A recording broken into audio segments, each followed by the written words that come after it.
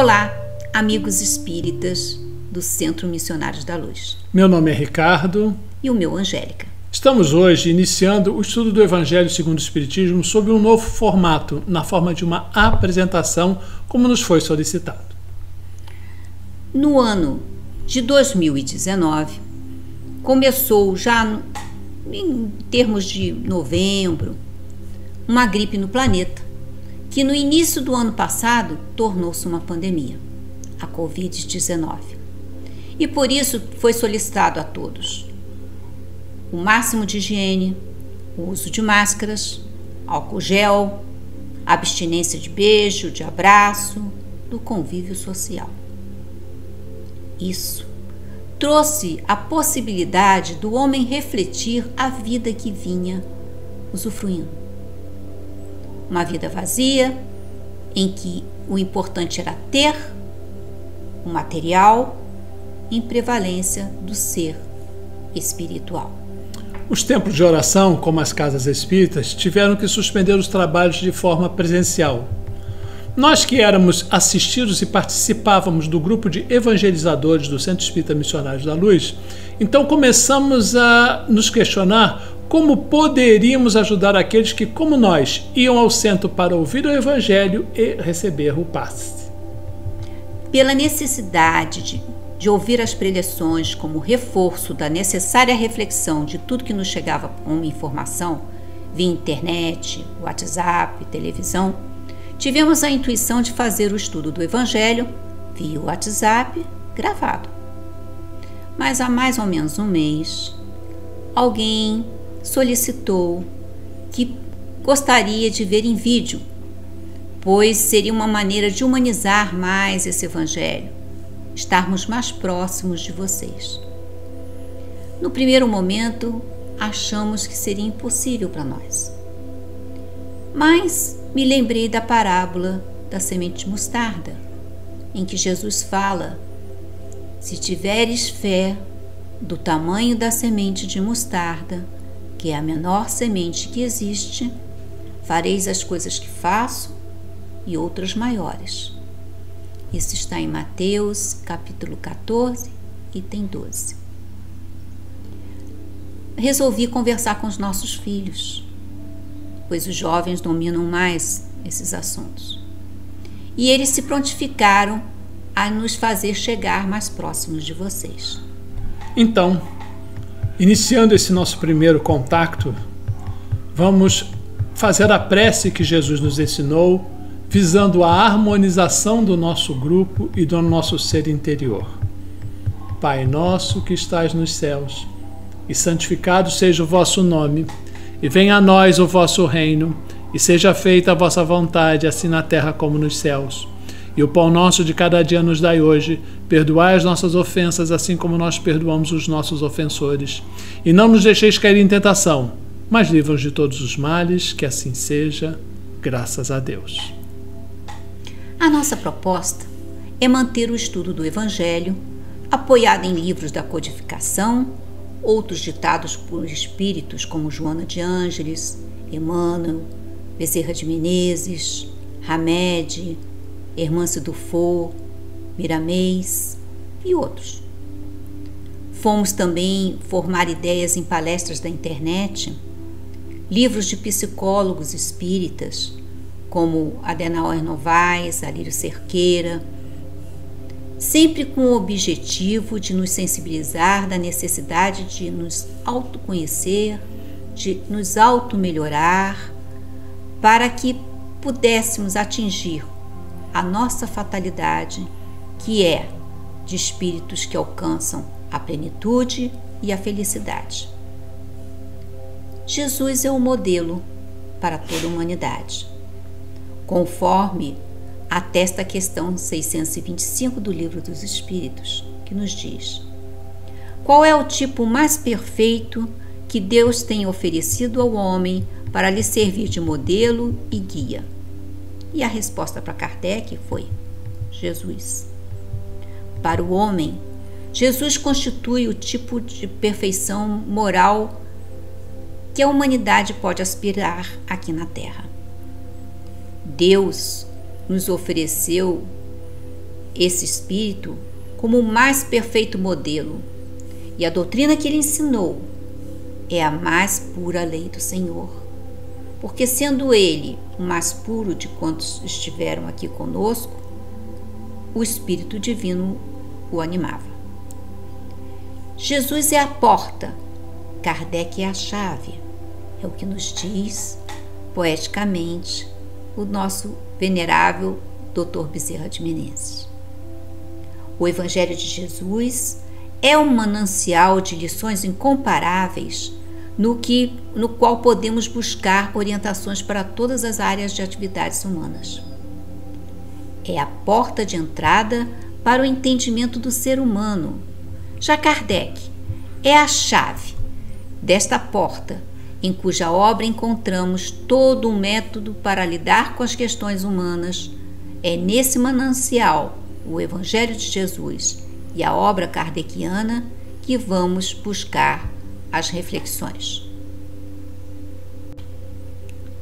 No capítulo 1 do Evangelho segundo o Espiritismo, temos as 3 revelações. Até o presente, a lei de Deus foi revelada à humanidade sob 3 aspectos essenciais: justiça, amor e verdade. Do ponto de vista geral, a palavra revelação quer nos dizer re mais o sufixo velar, do latim velum, tirar o véu, pôr a nu, figuradamente descobrir ou fazer conhecer uma coisa secreta ou escondida. De forma mais geral ainda, qualquer ideia nova que nos ponha a par daquilo que não sabemos. O importante é que o caráter de qualquer revelação deve ser a verdade. Do ponto de vista religioso, a revelação diz respeito mais particularmente às coisas espirituais que o homem não pode descobrir por meio dos seus próprios sentidos, sendo que o conhecimento lhe é dado por Deus ou por seus mensageiros, que eram os profetas, os messias ou os missionários. Do ponto de vista científico, investigações da ciência que nos fazem conhecer fenômenos da lei da natureza que antes desconhecíamos. A primeira revelação foi Moisés, que mostrou aos hebreus os 10 mandamentos. Moisés libertou o povo da escravidão. Os hebreus sofreram na mão dos egípcios, concedendo assim leis as quais puderam controlar a primitividade que existia naqueles povos. Na lei mosaica, há 2 partes distintas: a lei de Deus, promulgada no Monte Sinai, e a lei civil ou disciplinar, decretada por Moisés.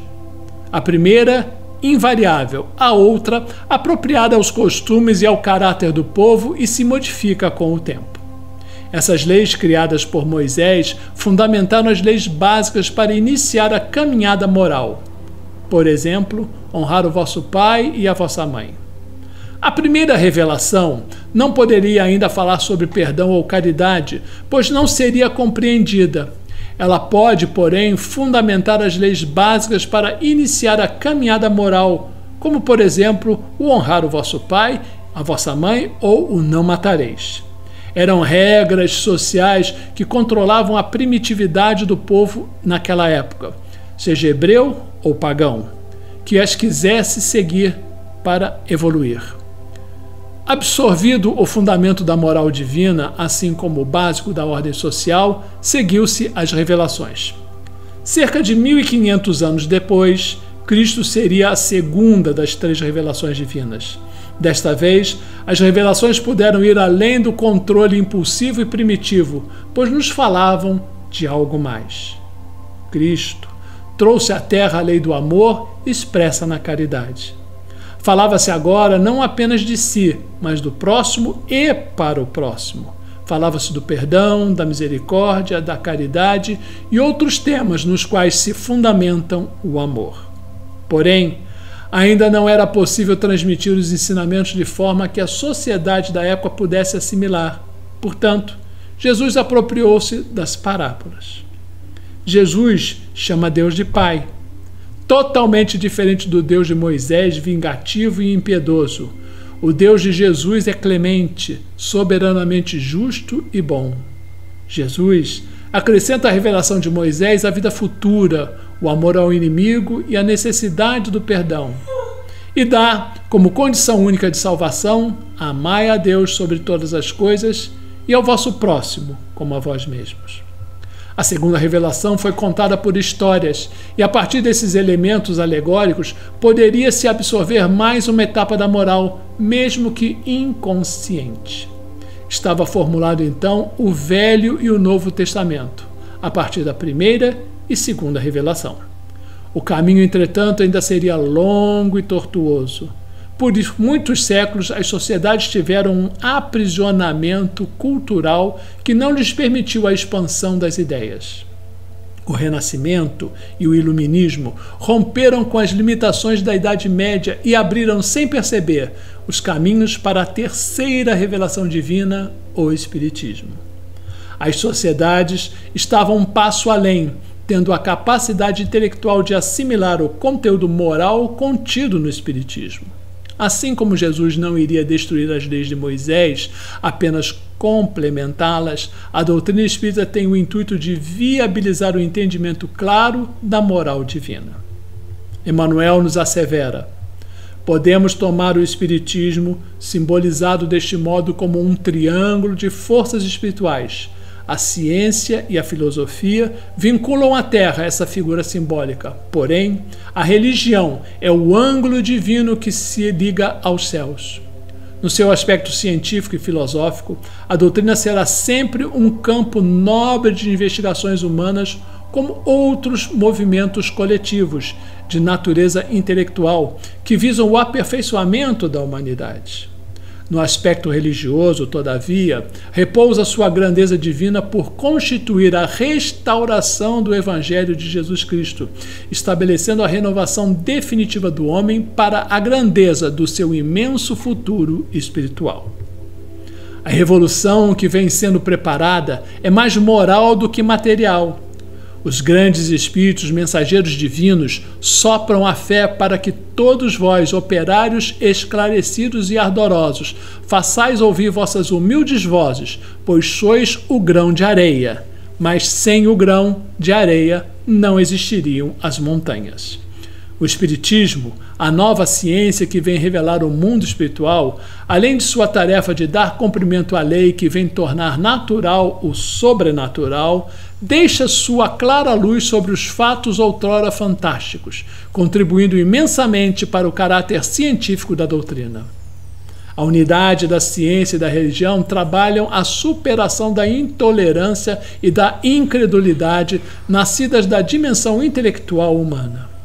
O princípio divino do Espiritismo provém de uma concepção divina da natureza. O primeiro passo, o primeiro capítulo, estava sendo dado. Novas palavras e novas visões. Um mundo se abre. Agora, o aprendiz, interiorizando a grandeza divina, pode aferir a sua pequenez ante o imenso céu cintilando um imenso mundo estelar sobre a sua cabeça, e sente o seu verdadeiro tamanho, interiorizando a grandeza divina. Pode então aferir a sua pequenez. Então, um novo tempo começa no relógio interno do ser. O nascimento do Cristo não será mais como outrora numa manjedoura, mas no aconchego de um coração nobre e generoso. Façamos da reforma interna nosso maior projeto, e o Cristo encontrará dentro de cada um de nós condições propícias para o seu renascimento. Jesus nunca esperou que respondêssemos imediatamente aos seus ensinamentos. Ele pacientemente nos aguarda para que façamos parte de sua falange de amor. Quando observamos o nosso mundo, ficamos admirados com toda a diversidade cultural e religiosa que encontramos. Há uma multiplicidade de manifestações que estampam uma infinidade de tons e matizes e ressaltam a beleza do processo de evolução da religiosidade humana. O verdadeiro culto a Deus não depende de rituais externos, mas de renovação interna, de seguir uma vida com retidão e observância de suas leis. Mas Jesus não se limitava às sinagogas, muito pelo contrário, Jesus ensinava o tempo todo, em todos os lugares, nas montanhas, nos campos, nas margens dos rios, nas casas em que visitava, em todos os lugares. Este é o grande exemplo para aqueles que transmitem o Evangelho, que não se limitem a local algum, mas ensinem em todos os lugares em que se encontrem, não só pela palavra, mas principalmente pela conduta correta. Irrepreensível, se possível.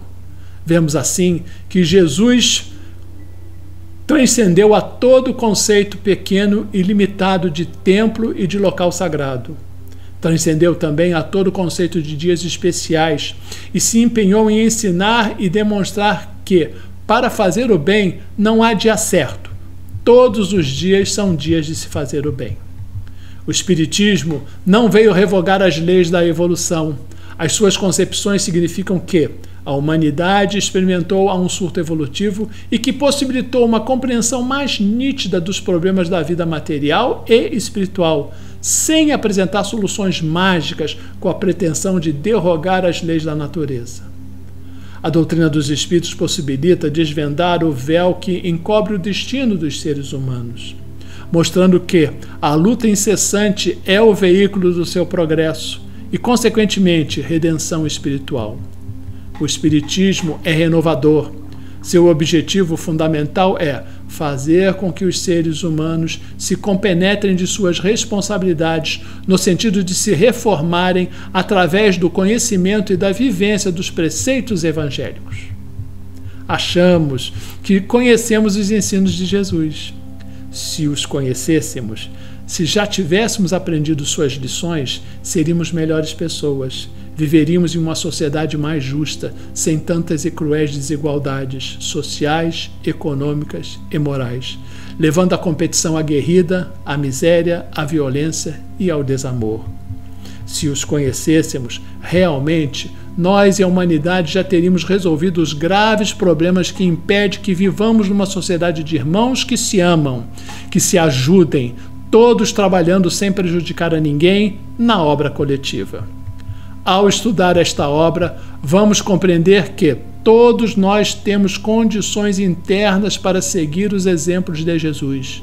Com esse estudo, aprendemos a desenvolver o nosso potencial divino e compreendemos que seguir esses exemplos não é só para os santos. Não é preciso ser uma pessoa especial para vivê-los. Todos nós somos filhos de Deus. Todos nós podemos ser bons e sábios. Se assim não fora, Jesus não teria dito, sede perfeitos. E ele o disse para todos nós, que fazemos parte da humanidade terrestre. Iniciamos hoje um estudo do Evangelho segundo o Espiritismo, esperando a participação e a colaboração dos que se dispuserem a fazê-lo conosco, na busca para melhor entendê-lo, possamos vivê-lo no nosso dia a dia. Conhecimento é felicidade. Aos que ficaram interessados, fica aqui o convite de Kardec. Amai-vos e instruí-vos. O Espiritismo, representando Jesus de volta aos nossos corações, oferece-nos não mais aos pés do poço de Jacó, mas sim em todos os cantos do planeta, a água viva das verdades espirituais, através de uma doutrina que é amor, luz e vida. Uma doutrina capaz de nos consolar, esclarecer e orientar, sem estar circunscrita aos limites de espaço ou de tempo. Mas não aceite o Espiritismo cegamente, pois a fé cega já não é mais para o nosso tempo. Ela vigorou até os idos do século XIX. Pratique sim a fé raciocinada, aquela que não tem medo de encarar a razão face a face, em virtude de qualquer época da humanidade, assim nos ensinava Kardec. Leia, pois, analise, estude, questione, pesquise, medite, compreenda e assimile, e, acima de tudo, viva intensamente o legado do Mestre de Nazaré. Estude o Espiritismo e seja feliz. Obrigado. E até o nosso próximo encontro. estudo.